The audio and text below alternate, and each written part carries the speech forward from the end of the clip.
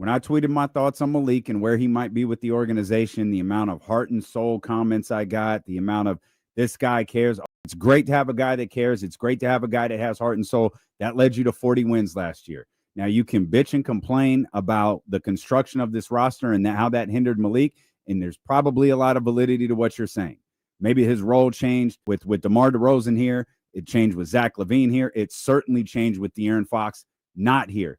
That's the hand he was dealt. If this organization, meaning this front office, which just went through a change, felt like he could contribute to this team, there'd be no discussion about Malik Monk potentially being on the trade market. There would be no discussion about signing trades. There would be no wondering about his future. Also, for the record, because I've been challenged on this, one team made a serious offer to Malik Monk last year. One. It was the Detroit Pistons. That does not mean it was the only team that made him an offer, but an offer that was of the caliber of what Sacramento was offering. There was one, and it was Detroit. It was not Golden State.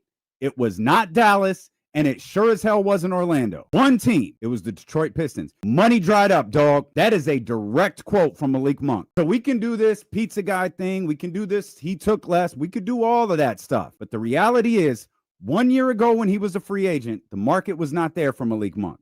It was here in Sacramento. It was nowhere else except for Detroit. This year, there appears to be no market for Malik Monk. There's mounting evidence that now includes Detroit. I don't know if there was a sign and trade in place. I don't know if the Sacramento Kings are going to work the next 5 days to get a sign and trade in place. But there is a reason Fred Katz knew that Dennis Schroeder was signing with the Sacramento Kings, and there was a reason that news wasn't reported for an entire day later. The Sacramento Kings are still attempting to work on something.